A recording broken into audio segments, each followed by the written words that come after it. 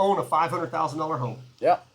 and you want to buy a $500,000 home, now you and your wife or significant other or whatever, you've got to qualify for $1 million worth of financing. Correct. Okay, that's the old school way. That's the old school way.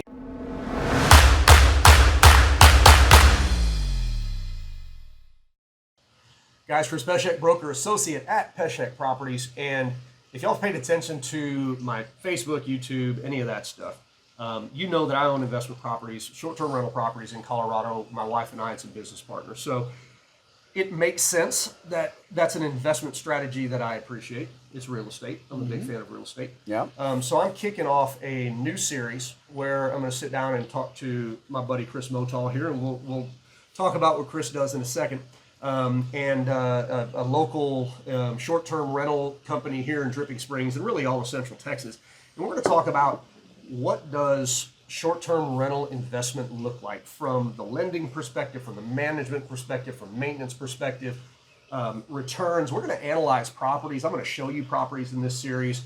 And at the end of the day, the idea is I'm going to give you every bit of knowledge I've got. Chris is going to give you every bit of knowledge he's got.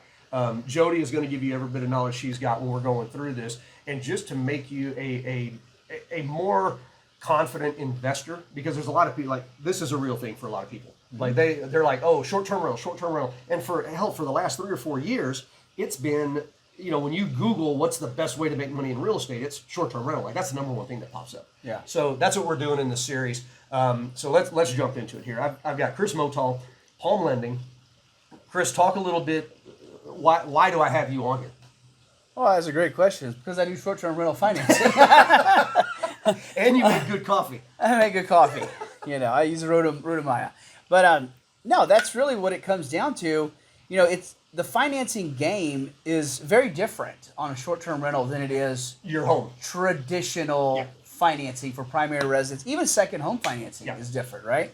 And in the past, you had to use a traditional loan to buy a rental property, right? Well, a conventional 20% down investment property.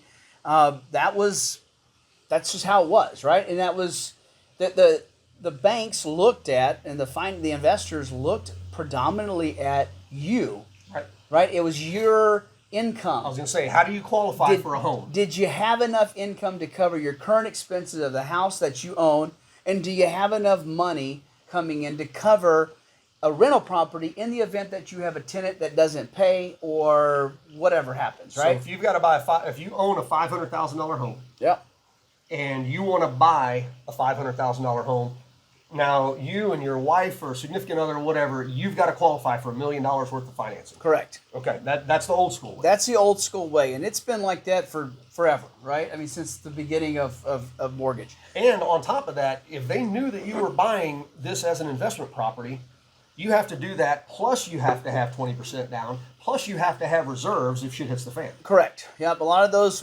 first it was like 3 months reserves, then it got 6 months, and then some went to 12 months, and then, so it ebbs and flows based on risks in the market and where the market's actually at. And so all of a sudden, this new loan product came out. It's a commercial loan product. It wasn't commercial and residential. There was a line in the sand between the two, and that line is now blurry because the commercial guys are coming in onto the residential side. And that's where you now focus. That's where I focus at.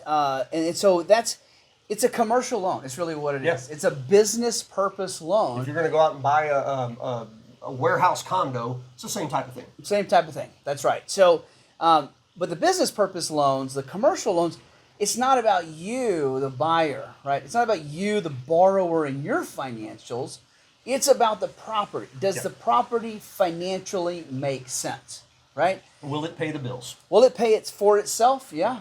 And that's really the big thing. Will it pay for itself?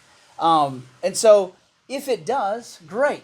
But the problem was short-term rental income, right? How do you prove it? So short-term rental is kind of new. And the fact that like the last couple of years it's grown in popularity. About like 300%.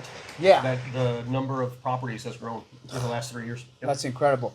So before, if you wanted to buy a place, let's just say you want to buy a place on Lake Travis. Yep. Right?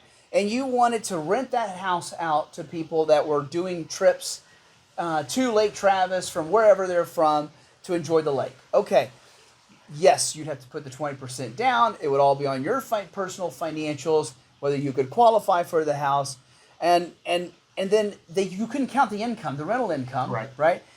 There was an appraiser that would look at the property, appraise the value, and then there's an add-on to that appraisal, which determines what is the rental rate, and that's the 12-month, 24-month lease rate on that house.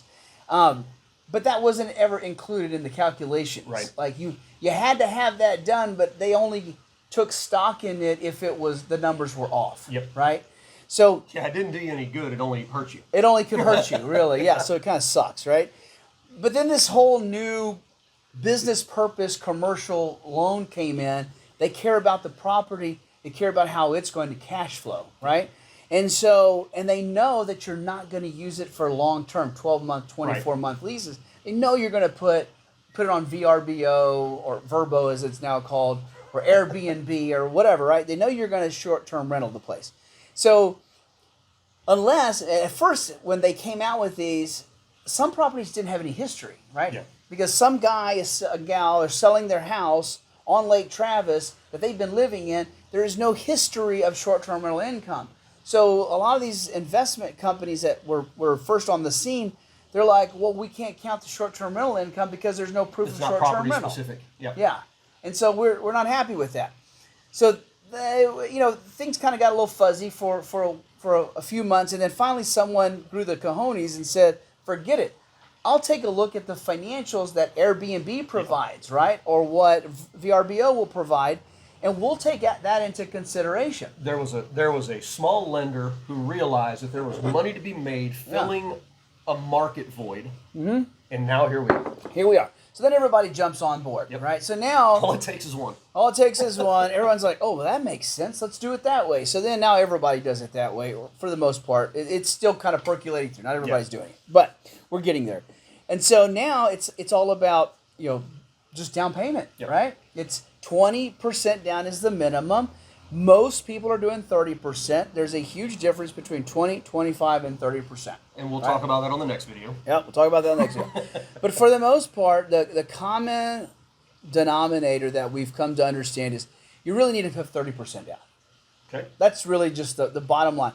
If the property lends itself to where you can do 20 or 25% down based on the income projections from VRBO or Airbnb, right? Or an appraisal, then you can make the adjustment, but you have to be prepared at 30, right, and be comfortable there. Okay. And then you're fine. So, you see that? And they're super simple loans. That's also what I like about them. You're saying so the on the lending side, I bet you do. I mean, let's be honest. It's no paperwork, That's man. Right. I mean, I need one document. Actually, I'm sorry, two. I need your driver's license, and I need your bank statement that shows me where the money's coming from. And that's what I was going to say. And especially, somebody that's self-employed, I mean, hell, if you're employed, you've got to get W-2s and bank statements and IRS tax documents and all this other stuff. And if you're self-employed, holy hell. I mean, it'll take you a month to get your documents together. Yeah. And that's not the case. That's not the case. Yeah. You don't need any of that Driver's license.